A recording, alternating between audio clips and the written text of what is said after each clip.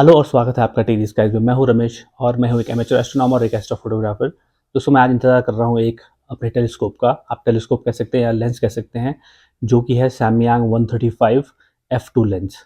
काफ़ी सारे ऐसे टारगेट हैं जो आप इससे कैप्चर कर सकते हैं, जैसे कि रो ओप्यूची है और वाइड फील्ड आप एंड्रोमेडा की गैलेक्सी की इमेजेस आप इससे ले सकते हैं। क्योंकि इसका 135 mm फोकल लेंथ है तो फील्ड ऑफ व्यू काफ़ी बड़ा है, तो आप इसमें काफ़ी सारी चीज़ें इससे कैप्चर कर सकते हैं।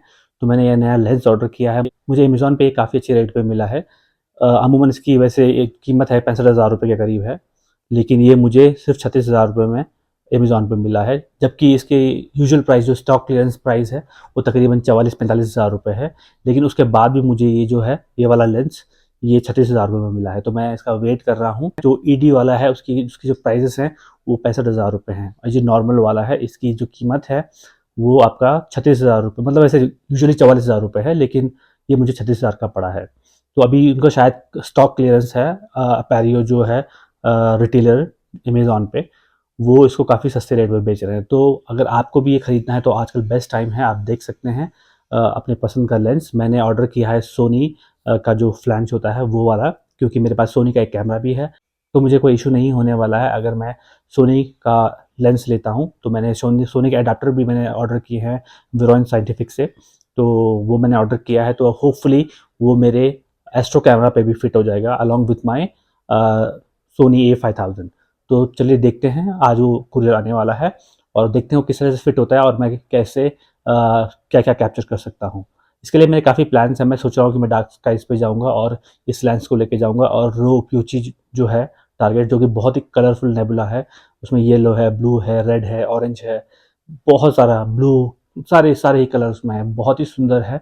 और मैं ये कह सकता हूँ कि ये जो लेंस है ये मैंने सिर्फ इसी टारगेट के लिए मंगाया है, रो प्यूची के लिए। इसके अलावा बहुत सारे टारगेट हैं जो आप दूसरे टेलीस्कोप से भी कैप्चर कर सकते हैं, लेकिन ये टारगेट 135 mm पे सबसे बेस्ट लगता है। तो मैंने ये ऑर्डर किया है। चलिए आज वो डिलीवर होने वाला है, मेरे पास उसका मैसेज आ गया है अमेज़न पे कि वो अभी डिलीवर होगा। जैसे ही मुझे डिलीवर होता है मैं अनबॉक्सिंग करता हूँ और आपको दिखाता हूँ कि ये कैसा है और किस तरीके से मेरे कैमरे पे फिट होता है और क्या मैं इससे कैप्चर कर सकता हूँ। चलिए आगे बढ़ते हैं।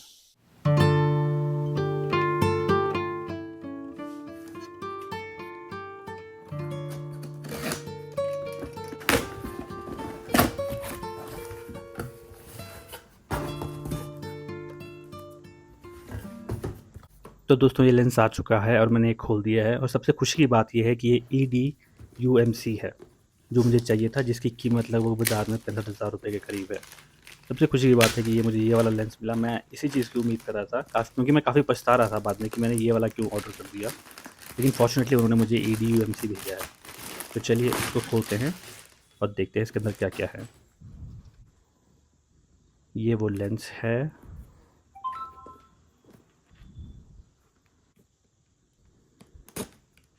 2 साल की इसमें वारंटी बताई हुई है।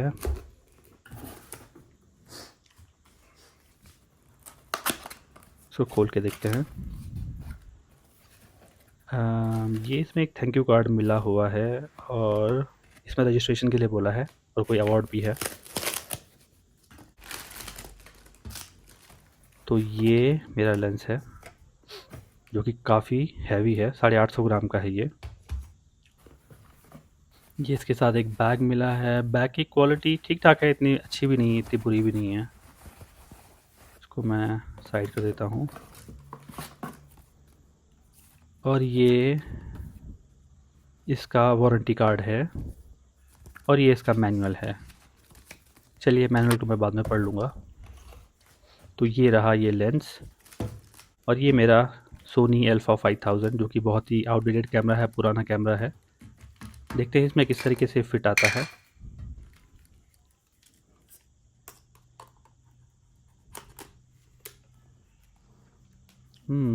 आ गया है।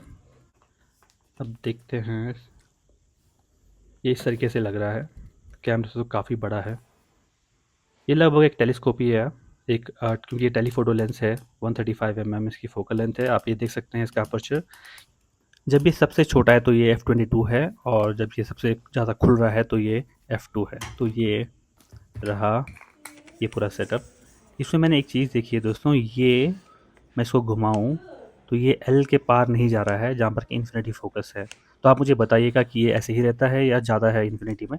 मैंने काफ़ी सारों को देखा है इसको इन्फिनिटी तक ले जाते हुए। तो चलिए अब इसको सेटअप करके देखते हैं ये किस किस तरीके से आता है। तो ये मेरा कैमरा है और सबसे पहले मैं इसको निकाल लूँगा, ये आगे का जो पार्ट है इसका। तो इसमें से M42 थ्रेड एक्सपोज हो जाएंगे। बस इस तरीके से आपको निकालना है। और अब मैंने जो एडाप्टर मंगाया था इसके लिए, ये सोनी का, ये मैं इसमें लगाऊंगा। इसमें M42 थ्रेड है, तो M42 थ्रेड को M42 मेल थ्रेड में मैं लगा दूंगा। तो ये कुछ इस तरीके का हो जाएगा। अब मैं अपना लेंस का फ्लैंज वाला पार्ट खोलूंगा और इसको इसमें कनेक्ट कर दूंगा।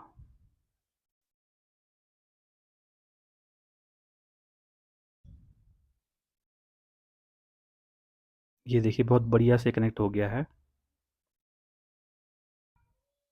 इसका हुड मैं आगे से लगा लेता हूँ।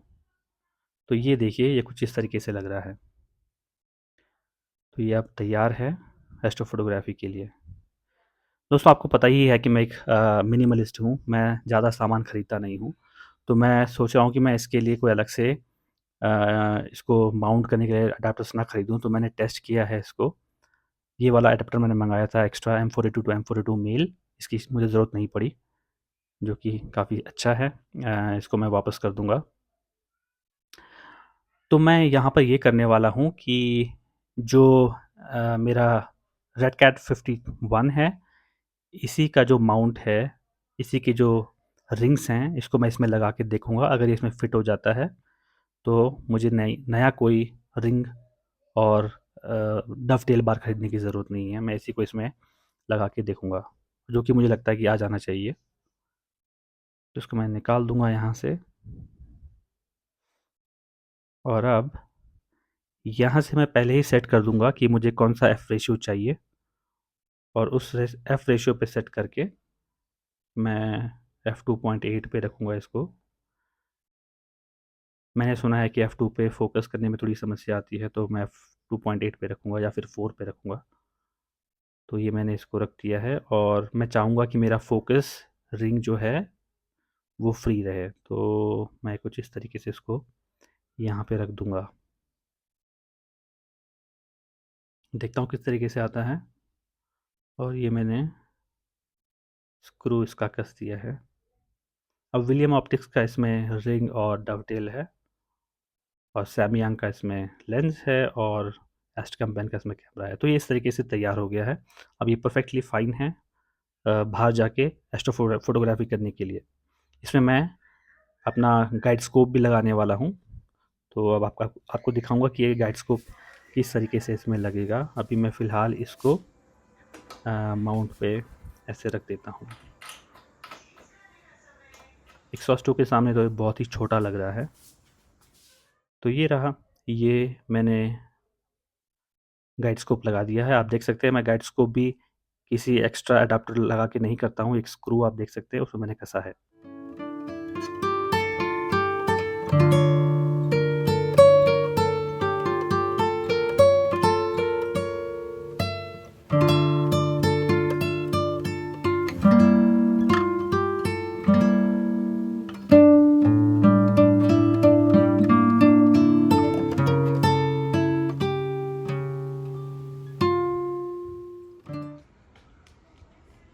तो दोस्तों आप देख सकते हैं ये बिल्कुल तैयार है आज टेस्टिंग के लिए। ये बिल्कुल ही रेड कैट 51 की तरह लग रहा है, बस जस्ट ब्लैक कलर का है और कोई फ़र्क नहीं है। तो मैंने ये दोनों की चीज़ों के साथ टेस्ट किया है दोस्तों, एस्ट्रो कैमरा के साथ में और साथ में अपने सोनी अल्फ़ा 5000 के साथ में भी।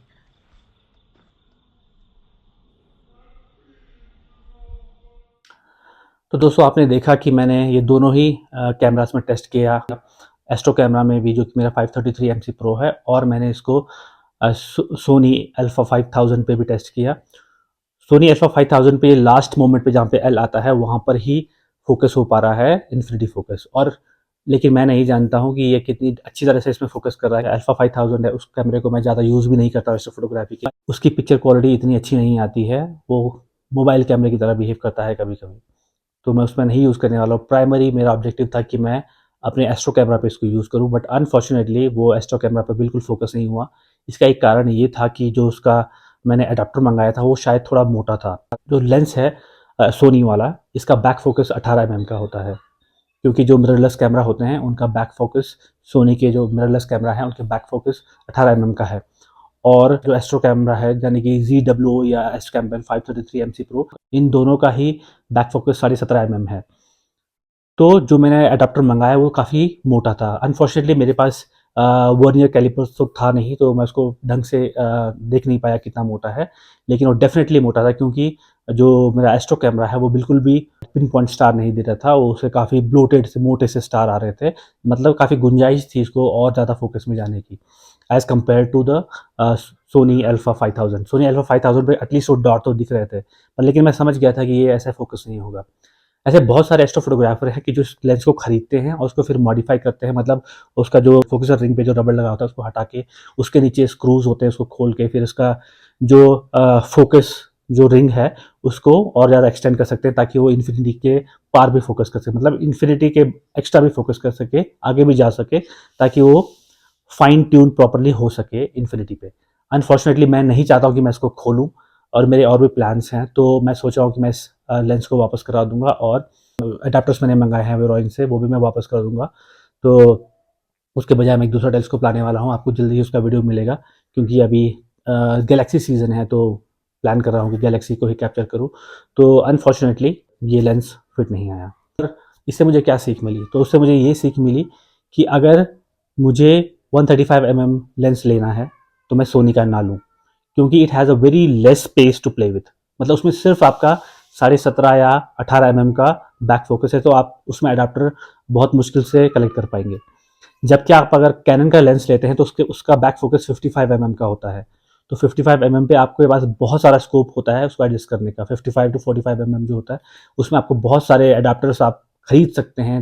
हालांकि आपका पैसा खर्च होगा, लेकिन आप उसको फोकस में ला सकते हैं। तो ये डाउन साइड है सोनी का लेंस लेने का, क्योंकि ये जो सोनी का ई माउंट लेंस होता है ये आपका मिररलेस कैमरे का होता है। तो आपने देखा ही होगा मिररलेस कैमरे का जो बैक स्पेस है बहुत कम होता है फ्लैंज से।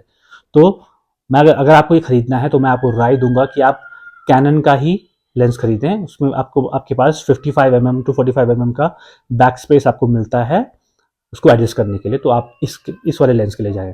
अनफॉर्चुनेटली मैंने अमेजोन से पता किया, एपेरियो से पता किया कि अगर वो इस लेंस के बदले मुझे कैनन का लेंस भेज दें तो I will still accept it. तो लेकिन उन्होंने कहा कि अभी उनके पास वो स्टॉक लेंस वाला जो वो था, स्टॉक है वो ख़त्म हो चुका है, और 65,000 वाले ही लेंस उनके पास पड़े हुए हैं। तो इस वजह से वो मुझे लेंस नहीं मिल पाया, तो मैं इसको वापस करने वाला हूँ। मेरी बात हो चुकी है अमेजोन में। हालांकि वो रिफंड नहीं कर रहे थे, बट उन्होंने कंसिडर किया है रिफंड के लिए, क्योंकि वो टेक्निकल फॉल्ट है कि वो लेंस एल का जो मार्क है उससे आगे नहीं जा रहा है और इन्फिनिटी पे नहीं जा रहा है। तो ये मुझे इससे सीख मिली है। तो चलिए दोस्तों, आज की वीडियो के लिए इतना ही। आप भी ये सीख लें कि अगर आपको 135 mm लेंस लेना है तो आप प्लीज़ प्लीज़ प्लीज़ कैनन का लें, क्योंकि आपको उसमें बैक फोकस ज़्यादा मिलेगा। सोनी का ना लें। अगर आपके पास सोनी का फुल फ्रेम कैमरा है या फिर कोई बहुत अच्छा DSLR है और आप उससे ही एस्ट्रो फोटोग्राफी करना चाहते हैं, तभी आप सोनी का लेंस लें, अदरवाइज सोनी का लेंस ना लें। तो चलिए आज की वीडियो के लिए इतना ही। अगर आपको इसके बारे में और जानकारी है तो आप मुझसे शेयर कर सकते हैं, आप मुझे कमेंट में बता सकते हैं, और आप मुझे बताइएगा कि आपको ये वीडियो कैसा लगा। आपसे मिलते हैं अगली बार जब मेरा नया टेलीस्कोप आएगा।